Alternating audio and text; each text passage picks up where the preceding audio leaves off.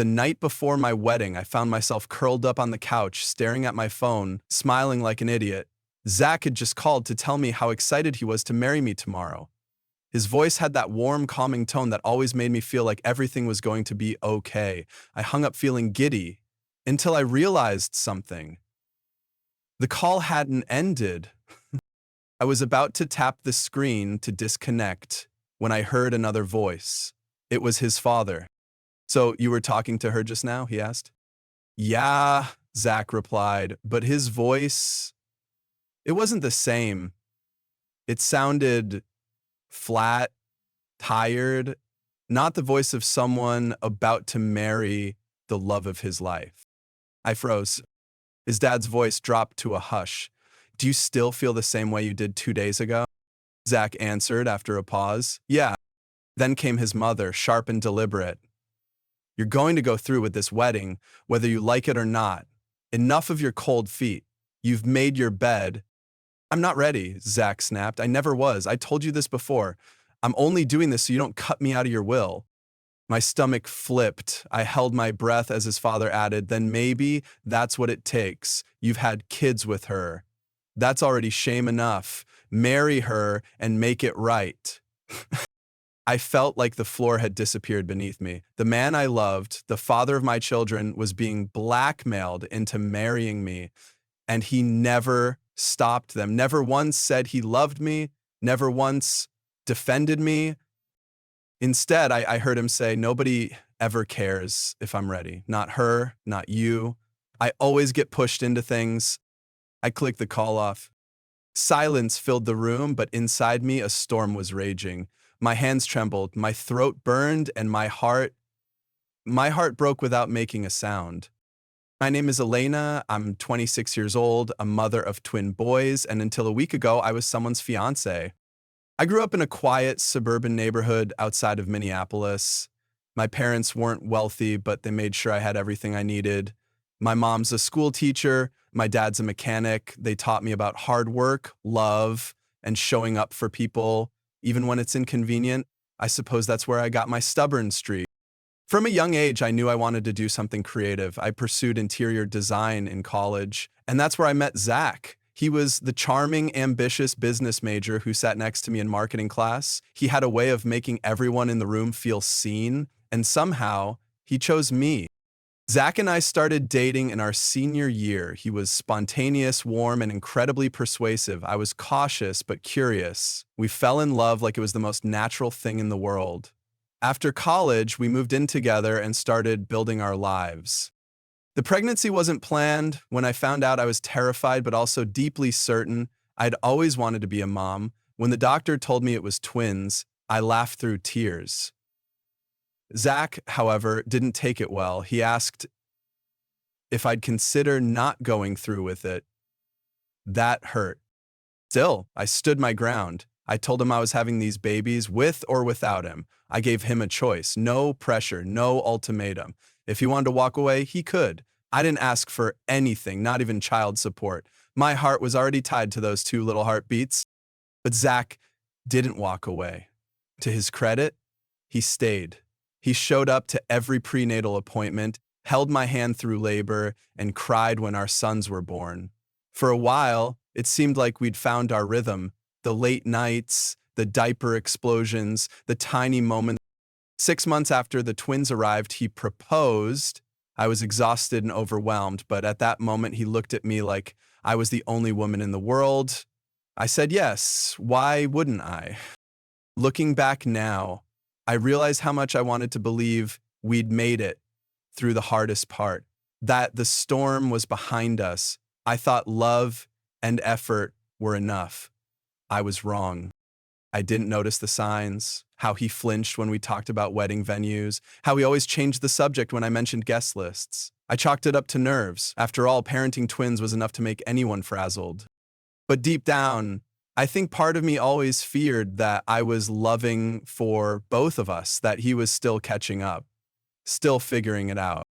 I ignored the whispers in my heart because I wanted to believe in him. I wanted to believe in us. There were days when Zach was everything I ever wanted, a man who sang lullabies off-key at bedtime, who kissed my forehead before rushing to work, who massaged my aching back after a long day. I clung to those moments like lifelines. But there were also moments of silence too loud to ignore. Sometimes I'd find him sitting alone, staring blankly at nothing. When I asked what was wrong, he'd shrug and say he was tired. I wanted to believe it was the stress of fatherhood, the pressure of adulthood, the burden of responsibility. I didn't dare admit the truth that lingered in the corners of my mind. Maybe he was tired of me. I used to fantasize about our wedding, not the dress or the flowers, but the feeling. I imagined us holding hands, exchanging vows, promising forever in front of the people who mattered. That dream kept me going through diaper rashes, sleepless nights, and postpartum blues. We didn't have a picture-perfect love story, but I thought it was real. I believed that growing life together, raising tiny humans, surviving the chaos, that counted for something. I worked part-time from home, freelancing design projects between feeding schedules and nap time. My life revolved around the twins. And Zach, well, he said he was working overtime to save up for the wedding. He wanted to make it special, he told me. I'd smile and kiss him goodbye each morning, holding on to the hope that love would be enough. That's who I was, Elena, the hopeful, the determined, the loyal. Never imagined I'd become Elena, the runaway bride. Maybe I ignored the cracks because I didn't want to start over. The idea of being a single mom, of facing the world alone with two infants, was terrifying. I told myself Zach was just overwhelmed, that it was a phase. I reminded myself how he used to light up when he saw our boys giggle, how he once danced around the living room with them strapped to his chest in a baby carrier. But maybe those memories were like Instagram filters, real moments sure, but curated to hide the flaws. My parents were proud of me. They said I was strong, a fighter. I didn't feel like one. I felt like a woman desperately clinging to a life that was already slipping through her fingers. I poured all my love into our home, our boys, and our future wedding. I wanted a family, a real one, not just for me, but for them. Never told anyone how scared I was, how on some nights I'd lie awake wondering if I was the only one dreaming about our future, how I'd feel like I was drowning in diapers and bottles and still smile when Zach walked through the door, because if I didn't keep it together, who would? He told me once that I was the strongest person he knew. I remember laughing and saying that's just the mom in me, but maybe I was wrong. Maybe it wasn't motherhood that made me strong. Maybe it was surviving this love. I used to think being a mother meant sacrificing everything for your kids, even yourself. But now I'm starting to wonder, what if being a mother means choosing yourself too? That question would haunt me until the night before the wedding, the night everything I thought I knew unraveled. With one overheard conversation, the weeks leading up to the wedding were a blur of white dresses, flower samples, and spreadsheets. We were in full planning mode, or at least I was. Zach always had a reason to duck out, a last-minute meeting, a sudden errand, or sometimes just a tired shrug and a kiss on my forehead before disappearing to another room. I told myself it was okay, he was just stressed. The twins were teething, I was barely sleeping, and we were both working overtime. Wedding planning on top of that was a recipe for burnout. I chose to carry the weight because I thought that's what love meant. But things had started to shift in small, almost imperceptible ways. He smiled less. He spent more time with his parents. He canceled our cake tasting to attend some family financial meeting. When I asked about it, he brushed it off. It's just boring legal stuff, he said. Zach's parents were old money rich. Their estate had been in the family for generations. His dad owned half the real estate in the county. His mother ran charity galas like military campaigns. They liked me, at least. They pretended to. But something in their eyes always seemed disappointed. Like I wasn't quite the right puzzle piece for their curated legacy. Still, I thought we'd won them over when the babies came. They showered the boys with gifts, monogrammed blankets, silver spoons. and a literal baby grand piano. It was excessive, but I told myself it was just love in their language. What I didn't know was that behind closed doors, they were drawing lines in the sand. It started with passive-aggressive remarks. You know, it's traditional for the groom's family to host the rehearsal dinner. Are you sure that dress fits your figure after twins? Maybe a small ceremony would be more tasteful. I smiled through it all for Zach's sake. I didn't want to start our marriage by alienating his family, but each comment chipped away at me, leaving invisible bruises I didn't even know I had. One afternoon, I overheard Zach arguing with his mom in the backyard. The babies were napping, and I had just stepped out to grab laundry off the line. I said, "I'll do it," he snapped. "What more do you want?"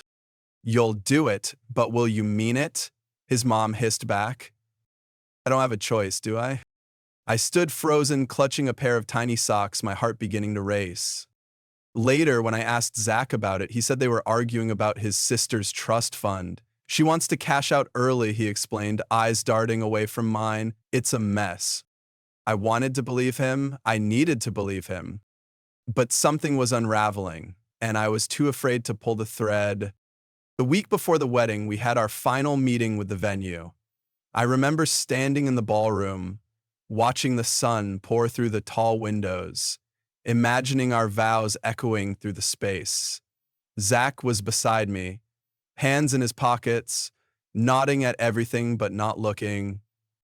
"You okay?" I asked. "Yeah, just tired," he replied with a thin smile. That was his answer for everything lately. Later that night, we sat on the porch after putting the twins to bed. I brought out 2 glasses of wine, hoping we could reconnect, even just for an hour. He stared into his glass, barely sipping. "Are you sure this is what you want?" I asked gently. He looked startled. "What?" "This wedding us." His brow furrowed. "Why would you even ask that?" "Because I don't want to drag you into something you're not ready for." "Elena," he said, finally meeting my eyes. "We've been through hell together. Of course I want this." I nodded, but something in his tone felt rehearsed, like he was reciting a line from a script someone else had written for him. A few days later, I found an envelope slipped into our mailbox. It wasn't addressed, but inside was a copy of Zach's amended will, something I hadn't known he'd updated. A sticky note was attached for the family. Inside, it outlined how his shares in the family company and inheritance would be conditional on being a married man in good standing. I remember staring at it for a long time. My hands were cold. My heart was colder. I didn't confront him about it. Not then. I needed to see if he'd tell me the truth. But he didn't. Instead, he kept pretending, smiling, planning, kissing me goodnight with lips that trembled. The day before the wedding, he packed a bag and went to stay with his parents, as tradition dictated. He kissed me on the cheek and whispered, "Tomorrow, everything changes." He had no idea just how right he was. That night, I couldn't sleep. I lay awake listening to the soft breathing of my boys, the distant hum of traffic outside, and the sound of my doubts growing louder. I kept replaying the last few months in my mind like a film on a loop. The missed appointments, the distant glances, the overly enthusiastic yeses that always came half a second too late. I remembered the awkward dinners with his parents where his mother would glare at my tattoos, or his father would casually mention Zach's potential being wasted in our small-town life. They didn't want me. And maybe Zach didn't either, not truly. Maybe he just didn't want to lose what they were dangling in front of him, like a carrot on a stick. There was no trust fund in my family, no estate, no generational legacy, just grit, work, and love. And apparently none of that measured up in their world. The next morning, Zach called. It was short, just a quick, "I love you," and "Can't wait to see you tomorrow." I said it back, even though my voice cracked. I didn't know it then, but that call would change everything, right? Because he didn't hang up. And what I heard next confirmed everything my gut had been screaming for weeks. The truth I was too afraid to face had been sitting right there, under my nose, waiting for me to open my eyes. The fairy tale was over, and the war for my family was just beginning. I don't remember much of what happened right after I ended the call. I just remember sitting there, phone in my lap, my fingers frozen, my thoughts scattered like broken glass across the living room floor. The realization was too heavy. Zach didn't love me, at least not in the way I deserved. He wasn't marrying me out of commitment, passion, or belief in our future. He was doing it out of fear, out of greed, because his parents dangled a will and an inheritance like a leash, and he chose to wear it. I could have confronted him, demanded an explanation, give him one more chance to lie. Instead, I ran. I packed a small bag with the essentials: diapers, clothes for the twins, my laptop, and a folder with important documents. My heart was thudding so loud I thought it would wake the boys, but they slept soundly, unaware that their world was about to change. I carried them out to the car, buckled them in, and didn't look back. We drove for over an hour to a small hotel on the edge of town. I paid cash, used a fake name. I wasn't trying to hide from Zach. I was trying to hide from the truth, to buy myself just one night to think, without everyone's eyes on me. That night, after the twins fell asleep, I lay awake in a strange bed, staring at the ceiling, my chest so tight I could barely breathe. My wedding was less than 24 hours away. Guests were probably flying in, flowers had already been delivered, everything was set, but nothing felt right. I texted my parents and close friends, "The wedding is off. I'll explain later. Please don't contact Zach or his family." Then, I turned off my phone. The next morning, I sat cross-legged on the hotel bed, spoon-feeding the twins applesauce and pretending everything was fine. I played lullabies and peekaboo and laughed louder than I should have. I told myself I had to stay calm for them. But inside, I was unraveling. I cried silently in the bathroom when they napped. I cried into a towel so they wouldn't hear. I cried because I'd built my future around a lie, and now the ground beneath me was gone. I returned home a day later to grab my things. Zach was already waiting outside, pacing like a man unhinged. His eyes were bloodshot, his hair disheveled. For a second, I almost felt sorry for him. He started in before I could say a word. "You humiliated me," he snapped. "My parents are furious. Our guest waited for hours. Do you know how this makes us look?" I stood still, let him rant, let him twist the narrative. Then I said one sentence. "I heard the call." He blinked, then blinked again. The color drained from his face. I didn't wait for a response. I walked past him, into the house, gathered what was mine, and left. He didn't follow me. He didn't fight, and that silence told me everything I needed to know. Over the next few days, I lived in a fog. Friends messaged, family called. Some were confused, others are angry. A few worried I'd lost my mind. No one knew the full story, and I wasn't ready to tell it. How do you explain that the man you've shared your life with, built a family with, was never really in it for you? When I finally returned to my parents' home, I broke down. My mom held me while I sobbed like a little girl, and my dad stood silently by the doorway, his face carved from stone. They didn't ask for details. They didn't need to. They knew Zach well enough to sense the betrayal. I started sleeping in my childhood bedroom with the twins beside me in their cribs. Every night I'd wake up in a panic, reaching for a future that no longer existed. The wedding dress hung in the back of the closet like a ghost. Zach tried to reach me a few times, at first through text, then calls, and eventually he showed up outside my parents' house. I didn't let him in. He didn't yell or threaten, he just stood there, hands in his pockets, looking like a man who'd finally realized what he'd lost. He said he wanted to talk, said he was sorry, said he still loved me. But when I asked him, "Why didn't you stop your parents?" he couldn't answer. He looked away. And that silence hurt more than any betrayal. A few days later, I met with a lawyer. Not because I wanted revenge, but because I needed to protect my children. I knew Zach's parents would never let this go quietly. They'd want access to the boys. They'd want to maintain the image of a perfect, legacy-bound family. I wasn't going to let them. When I filed for full custody, it lit a fire. Zach's parents responded with their own lawyers. Threats were made, rumors started to circulate, whispers about me being unstable, about me running off and abandoning my responsibility. I wanted to scream to defend myself, but I stayed quiet because I knew the truth, and the truth didn't need an audience. All I needed was to keep my son safe. What hurt most wasn't Zach's betrayal. It was realizing that he never once stood up for me, not when I got pregnant, not when I carried those babies alone, not when I planned a wedding he never truly wanted. He was always waiting for someone else to make his choices. And this time, I made mine.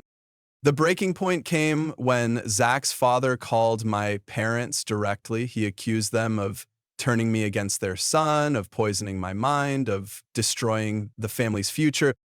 My dad, usually a man of few words, told him that no amount of money could buy integrity. Then he hung up. I'd never been prouder. The next morning, I received a letter from Zach's family attorney requesting mediation over custody. They were pushing for joint custody and supervised visitation, and even hinted that they might pursue guardianship if I didn't comply. It was the final straw. I met Zach one last time at a public park. It was neutral ground. The boys were at home with my mom. I told him plainly, if you really love our sons, you'll walk away. You're not ready, and we both know your parents will never stop pulling your strings.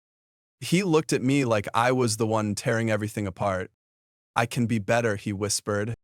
You had 3 years, I said. You chose silence every time it mattered. We sat in silence, birds chirping around us, families laughing in the distance. A world moving on, unaware that mine had just burned to the ground. And he didn't argue. He didn't promise to change. He just nodded, stood up, and walked away.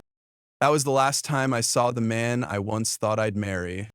And in that quiet goodbye, I finally understood what real betrayal looks like. Not screaming, not cheating, no drama. Just silence when it matters most. There's a moment after heartbreak where everything stands still, not because you're calm, but because your body has forgotten how to feel anything else. That was me, sitting on the edge of my childhood bed at 3 in the morning, the twins finally asleep after hours of crying. My eyes burned from tears that had long since dried. My heart felt like a hollow drum. I couldn't remember the last time I ate, or showered, or laughed. The silence was suffocating. For days, I went through the motions like a ghost, wake, feed, change diapers, nap when I could. I'd stare out the window, watching the world pass by, people with places to go and lives to live, and I was stuck, grieving a future I almost had. I didn't want Zach back, but that didn't mean I didn't miss him, or the version of him I thought I knew. I missed the fantasy. The story I had clung to so tightly. The dream of a family is built from love, not manipulation. People kept telling me I was strong, that I had done the right thing, that my boys were lucky to have me. But I didn't feel strong. I felt broken. I felt like every part of me had been stripped away, leaving only this aching shell of a woman, pretending she had it together. Sometimes I'd hold my sons and cry silently into their hair, not because I regretted them, but because I was terrified I wasn't enough, that I'd fail them. They'd grow up asking why they didn't have a dad who stuck around. I'd walk past the wedding dress still zipped up in the garment bag and feel a twist of nausea. I couldn't even bring myself to throw it away. It just hung there, mocking me, a relic from a story I no longer believed in. I remember one night when the power went out during a storm. The house was cold. One of the boys had a fever. I sat in the living room wrapped in blankets, holding him against my chest while his brother slept nearby. Rain lashed the windows. Thunder cracked above us. And for the first time, I whispered aloud, I don't think I can do this. It wasn't a cry for help. It was a confession, an admission of fear, a truth I had buried beneath strength and survival. I was drowning. and I didn't know if I could pull myself back up. I started having nightmares, not about Zach, but about losing the boys. In them, I'd be back at that hotel, clutching them close, but the room would flood or the walls would crumble, and I couldn't save them. I'd wake up drenched in sweat, clinging to their cribs just to make sure they were still there, still breathing. It was like my mind had become my enemy. The few moments of peace I had came in the most unexpected ways. When one of the boys giggled mid-feeding, or when they both fell asleep at the same time, and the room was filled with nothing but the sound of soft baby breaths. I'd sit there, exhausted, teetering between survival and surrender. The outside world didn't stop, of course. Bills still need to be paid, work emails piled up, friends asked when I'd be back to normal, as if grief had a timer, as if healing followed a schedule. I applied for state assistance, embarrassed but out of options. The woman behind the counter didn't judge. She looked me in the eye and said, "You're not alone." That was the first time someone said that without offering pity or sugar-coated sympathy. It stuck with me. At night, I would scroll through old photos. Zach holding one of the twins, me in a hospital gown, smiling despite the pain. The three of us wrapped in a blanket on our tiny old couch. I hated how happy we looked. I hated how much I still longed for that version of us, even knowing now it was built on false promises. One particularly rough day, I found myself at the kitchen table with a bill I couldn't pay, a baby screaming on my hip, and a bottle of formula spilled across the floor. I sank to my knees, holding the baby close, sobbing into his soft onesie. It was there, on the cold tile, that the darkest thought crossed my mind. What if they'd be better off without me? I didn't act on it, but the thought was there, real, raw, heavy. I called my mom that night, voice shaking, and told her everything. She showed up in 10 minutes flat, pajamas and all, held me tighter than she ever had before, and said, "We're going to get through this, one breath at a time." And for the first time in weeks, I believed her. In the following days, my mom started coming over more often. Sometimes she'd just sit beside me while I nursed, or take the boys out for a walk so I could shower without guilt.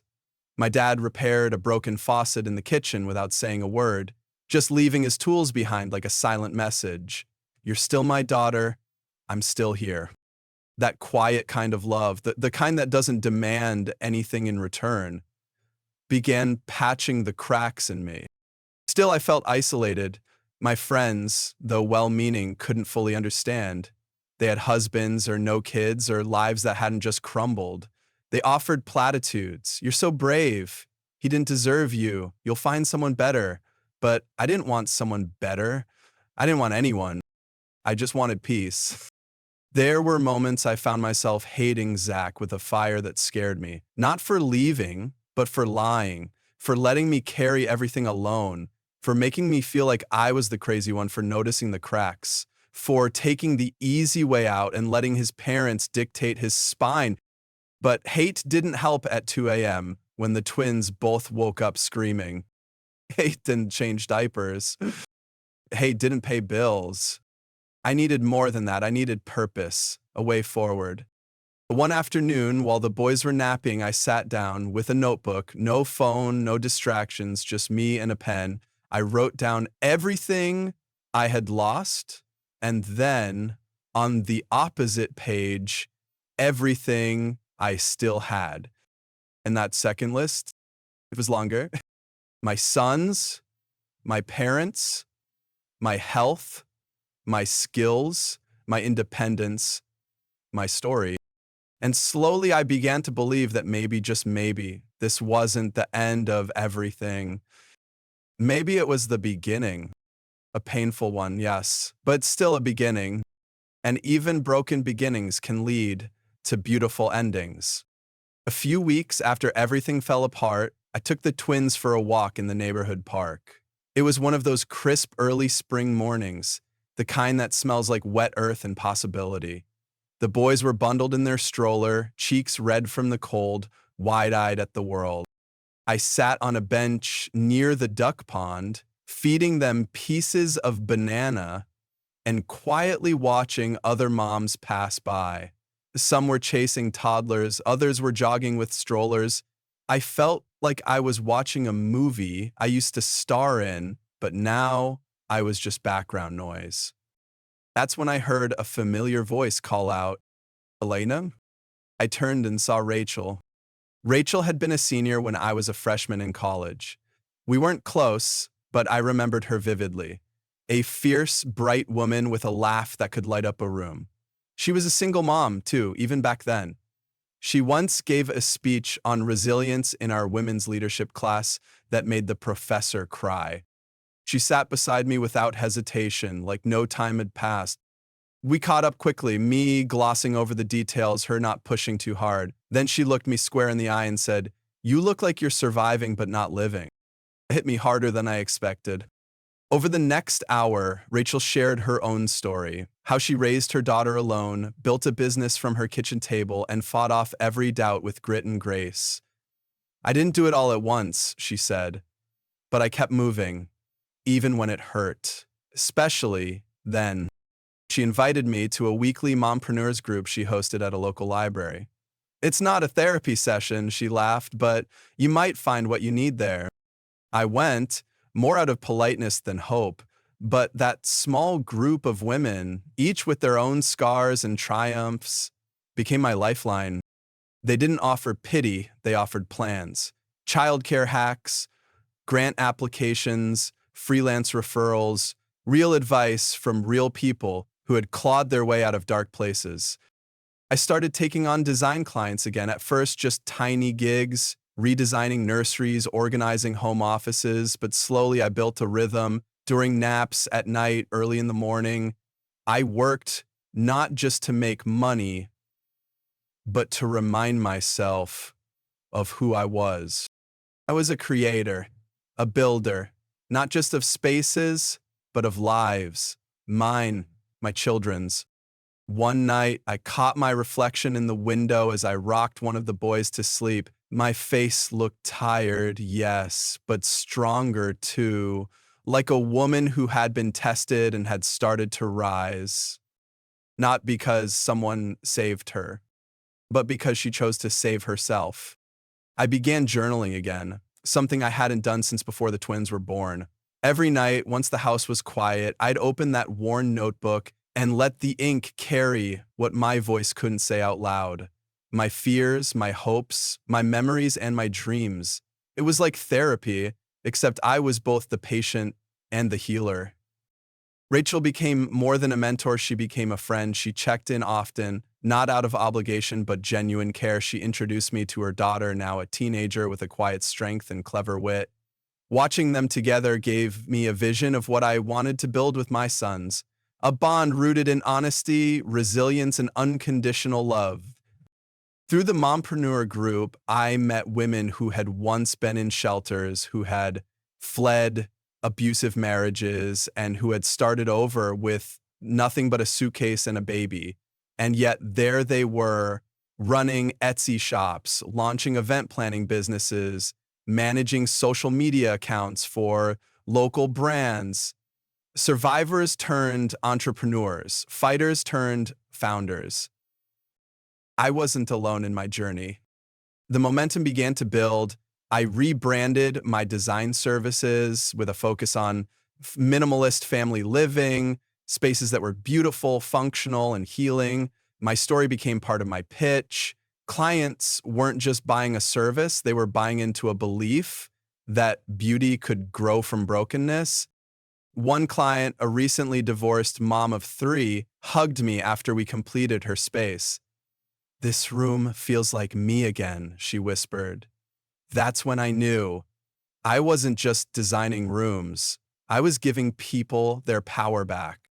Each time I got paid, I set aside a portion in a freedom fund, not just for emergencies, but for future dreams, therapy for the boys, weekend getaways, maybe even a down payment for a little home of our own someday. Slowly, I stopped counting the days since the breakup. I stopped watching his name pop up on my phone only to send it to voicemail. I stopped dreaming about what could have been and started building what would be. I still had moments of doubt, of course. There were nights when the loneliness crept in like fog, quiet and heavy, but I learned to sit with it, acknowledge it, and let it pass. I wasn't waiting to be rescued anymore. I was the hero. Now, one evening after the twins had gone to bed and the dishes were finally done, I sat on the porch, sipping tea, wrapped in an old sweater my mom had knit in college. The stars were faint, the sky pale, but I could feel something shift inside me. Like a weight I didn't know I still carried had finally lifted. That's when I opened my phone and typed a message I never thought I'd send. Thank you for walking away, it set me free. I never pressed send. It wasn't meant for Zach, it was for me. To close the loop, to honor the pain that had forced me to evolve. In the weeks that followed, I started writing again, not just journals, but blogs, then articles. Rachel encouraged me to pitch my story to a parenting magazine, and to my surprise, they published it. The article resonated more than I could have imagined. Messages poured in from other single parents and other women who had heard the lie and walked through fire to find themselves again. That was the final push. I launched a blog called The Room We Build, chronicling my journey as a single mother, entrepreneur, and survivor. It wasn't just a platform, it was a community. A place where honesty was sacred and resilience wasn't just celebrated, it was expected. I wasn't healed yet. Maybe I never would be full, but I was healing. One day at a time, one breath at a time. And with each word I wrote, each room I redesigned, each smile I coaxed from my boys, I rebuilt myself. Not the woman I used to be. Someone better. Someone real. Someone finally truly free. By the time summer rolled around, I had made a decision. I wasn't just going to rebuild. I was going to rise. Not for revenge, not to prove Zach wrong, but to prove to myself that I could rewrite the ending of my story. The twins had started walking, which meant my days were a blur of tiny feet, laughter, and chaos. But somehow, amidst the whirlwind, I was building something. My business had picked up. Word of mouth was strong. Rachel referred me to a local nonprofit that helps single mothers find affordable housing and work. They asked me to design a few transitional homes pro bono. I said yes without thinking. That project became my soul's work. I poured every ounce of care into those spaces. I wanted each woman who stepped into those rooms to feel what I had once craved: safety, dignity, beauty. It didn't matter that I wasn't being paid. What I received in return: tears of gratitude, whispered thank yous, and the knowledge that I had turned pain into purpose was priceless. From there, my blog exploded. Women from all over the country began following my posts. Some were single moms, others were survivors of emotional manipulation. Many were just people craving authenticity. One morning, I received an email from a producer at a popular daytime show. They had read my article and wanted to feature me in a segment about women turning trauma into triumph.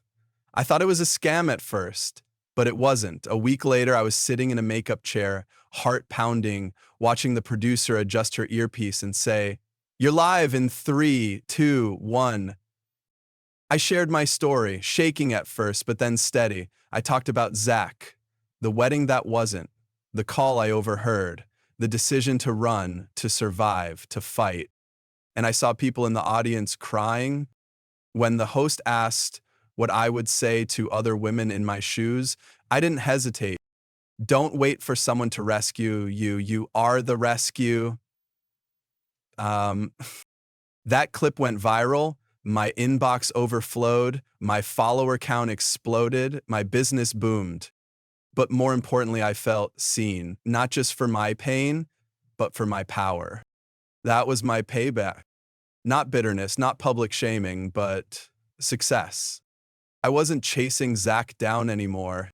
I was outrunning the ghost of who I used to be.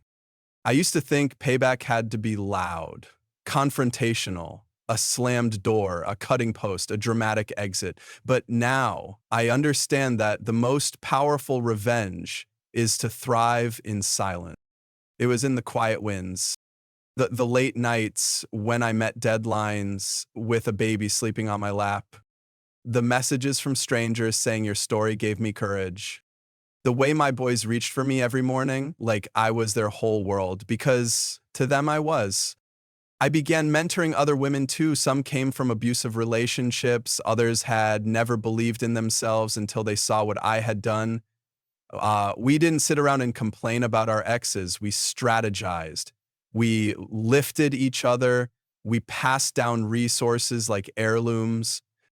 Meanwhile, Zach tried to reach out once more through a mutual friend. He had apparently seen my TV interview. She made me look bad, he said. I laughed, not out of cruelty, but because I finally understood something vital. His version of me only worked when I stayed quiet. Now that I had found my voice, his power was gone. One of my proudest moments came 6 months later when I was invited to give a keynote speech at a women's business summit. Standing on that stage, I looked out at hundreds of faces, each one a chapter in someone else's battle. And I told them what I'd come to believe with every cell in my body. You don't need to be whole to begin. You only need to be willing. The applause that followed wasn't for me. It was for every woman who had ever been underestimated, silenced, or left behind and still stood tall. It was a long road, still is. But I finally understood that real healing doesn't come from forgetting the past. It comes from building something so strong, so radiant, that the past can no longer cast its shadow. And that's exactly what I was doing.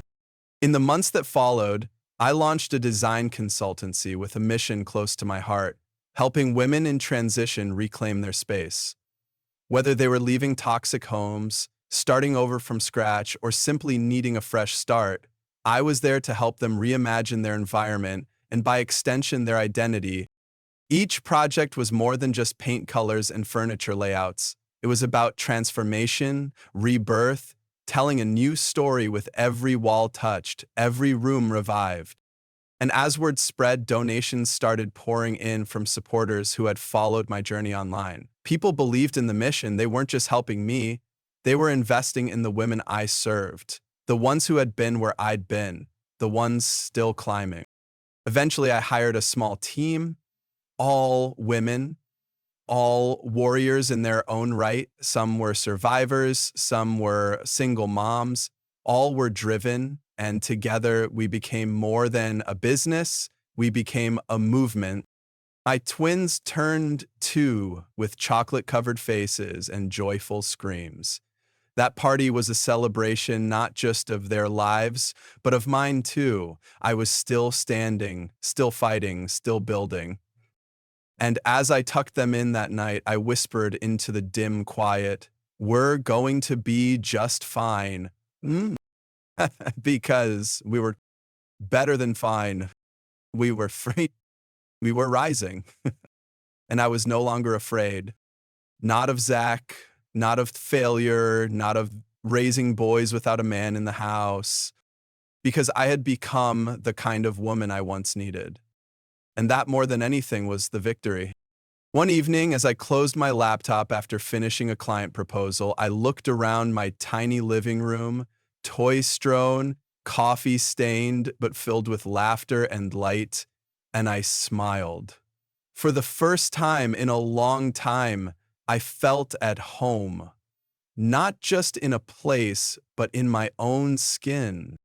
This was the life I built, not the one I planned, not the one I was promised, as opposed to the one I chose. And that made all the difference.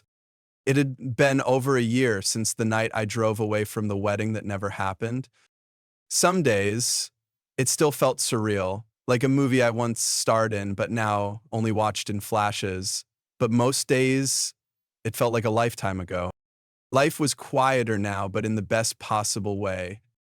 We had routines, morning pancakes, bedtime stories, Saturday park days with the twins riding their scooters like tiny tornadoes. There was chaos, yes, but it was the kind we chose, the kind that came from love, not fear.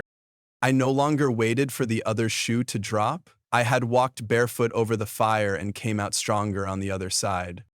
One of the biggest milestones came when I received a letter in the mail, a formal notice that Zach had officially terminated all parental rights. No more court hearings, no more unexpected messages, just closure in ink.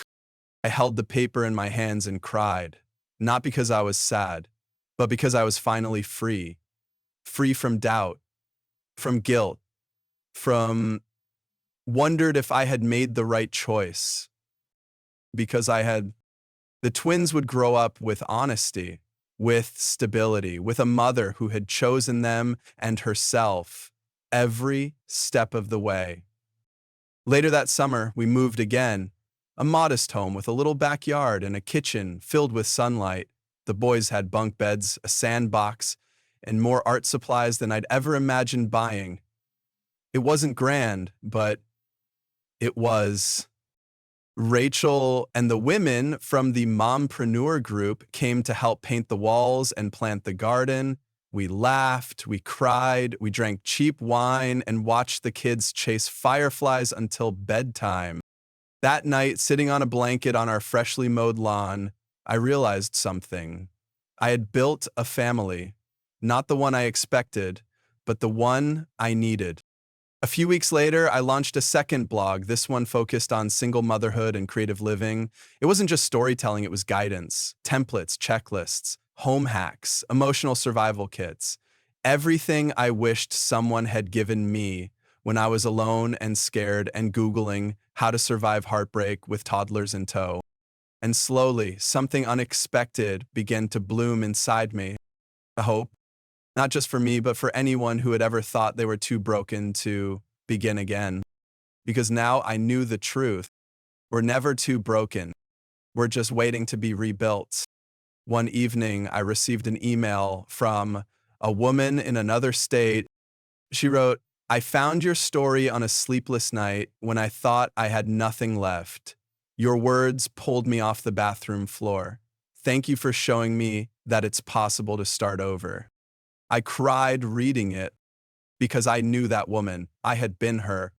We all have been her at one point or another, left behind, underestimated, convinced we were too far gone to be loved or valued again. But we weren't. We never were. That one message sparked an idea. What if I created a space, not just digital, but real, where women could gather, connect, and grow?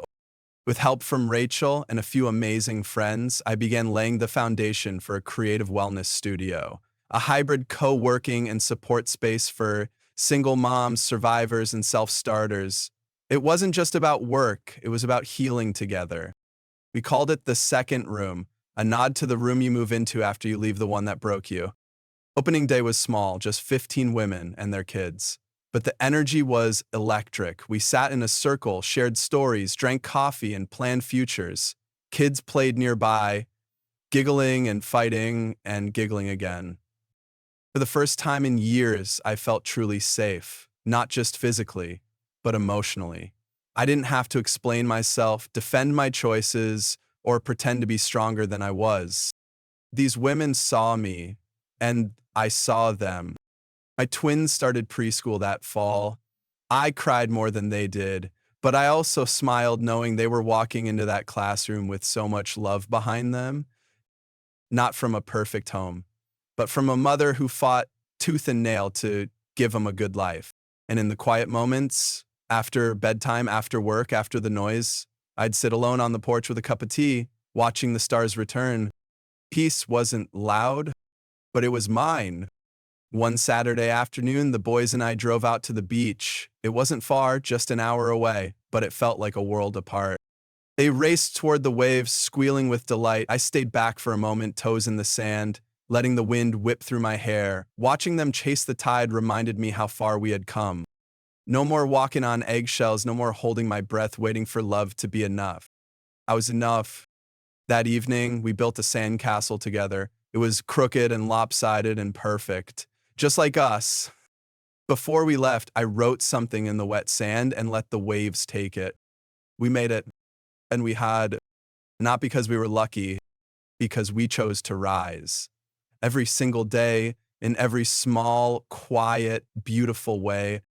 Years from now, when my boys are older and ask me about their father, I'll tell them the truth. Not with bitterness, but with clarity. I'll tell them their father was part of our story, but not the end of it. And I'll show them what real strength looks like, not in muscles or money, but in staying, choosing, loving. I'll tell them they were my reason. And I'll tell them that sometimes the best happy endings are the ones you build with your own two hands. Because I didn't get the wedding, but I got the life, the kind that no one could take from me. And that, more than anything, was worth it. 5 years later, the boys were 7 now, wild, thoughtful, curious, and always hungry. They had inherited my stubbornness and Zach's charm, a dangerous combination that meant they could talk their way out of almost any time out. But more than anything, they were kind. And I took pride in that. Our house was still the same, modest, sunlit, cluttered in the most joyful way. There were superhero posters on the walls, science kits on the dining table, and a perpetual trail of Legos that left me with bruised feet and a full heart. Professionally, the second room had expanded. We now had 2 locations, a small team, and had helped over 1,000 women transition out of trauma and into independence. Every story was different, yet every story was familiar. Pain transformed into power, and survival turned into growth. On the 5th anniversary of my runaway bride day, Rachel and I sat on the porch sipping iced tea and laughing over the what-ifs. "What if you hadn't stayed on the call that night?" she mused. I shook my head, smiling. Then I might have still been waiting for someone to change. Someone who never would. "Instead," she said, raising her glass, "you changed yourself, and the rest followed." She was right. Looking back, I didn't hate Zach, not anymore. He was a boy who never learned how to stand on his own, and maybe he never would, but that wasn't my problem to fix. Never had been. What mattered now was the life I had built, the people I'd lifted, the kids I was raised with love, intention, and a whole lot of grace. One night, after tucking the boys into bed, I found an old journal. Inside was a list I had made during the darkest part of my life. Things I dreamed of having someday. Safety, laughter, purpose, a home. Yes. I traced each word with my fingers, tears welling up. Of it now. And more. The ending I feared would break me had become the beginning I never saw coming. Because sometimes the best stories don't follow the script. They write themselves. That summer, I started writing a book, not just about what happened to me, but about everything that came after, the healing, the rebuilding, the days I thought I couldn't go on, but did anyway. I wanted it to be a roadmap for other women like me, those stuck between heartbreak and rebirth. The publisher loved it, we signed a deal, and suddenly I was an author. I never thought I'd say that out loud. When the book came out, I went on a small speaking tour, nothing fancy, local bookstores, women's shelters, community centers. But every time I looked out at the audience, I saw versions of myself in their eyes. Wounded, tired, scared. But still there, still trying. After one talk, a woman waited until everyone else had left before she approached me. She was in her 50s, gray-streaked hair pulled into a ponytail, eyes sharp with emotion. She said, "I left him last week after 32 years. I didn't say anything, I just hugged her. Sometimes words aren't enough. The truth is, healing is a circle. What we pour out returns in different forms. I had been held by others when I was broken. Now I was doing the same. Back home, life stayed sweet and chaotic. The twins played baseball. We got a rescue dog. I dated a little. Nothing serious, but enough to remind myself that I could open my heart again when I was ready. But I wasn't in a rush. For the first time, I was completely content being alone. Oh, at peace. That didn't mean life was perfect. There were bills, tantrums, sleepless nights, but there was also joy, so much joy, and gratitude for the pain, for the mess, for the miracle of starting over. Because what came after heartbreak wasn't just healing. It was a life I never dared to imagine and now could never imagine living without.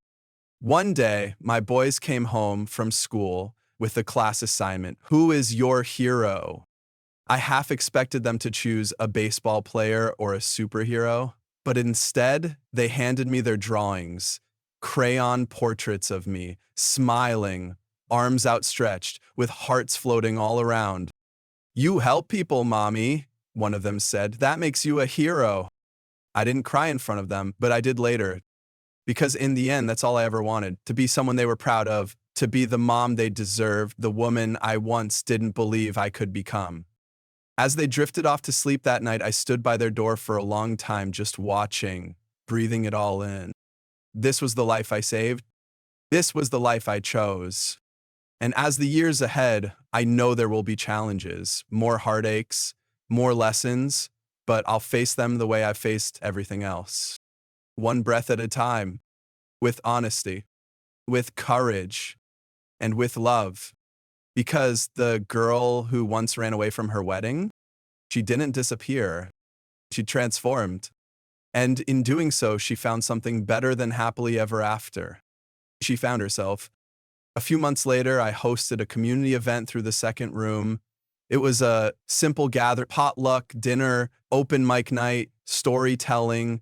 Women of all backgrounds came together sharing laughter, poetry, and tears under a canopy of string lights and stars. In the end, someone asked me if I ever regretted how things turned out. I smiled, the kind of smile that comes from living through fire and walking out whole. Not for a second, I said, because every broken piece had been part of the mosaic. Every loss had cleared the way for what mattered. And every time I had to start over, it led me here, to a life not perfect but profoundly mine. And for that, I was endlessly grateful.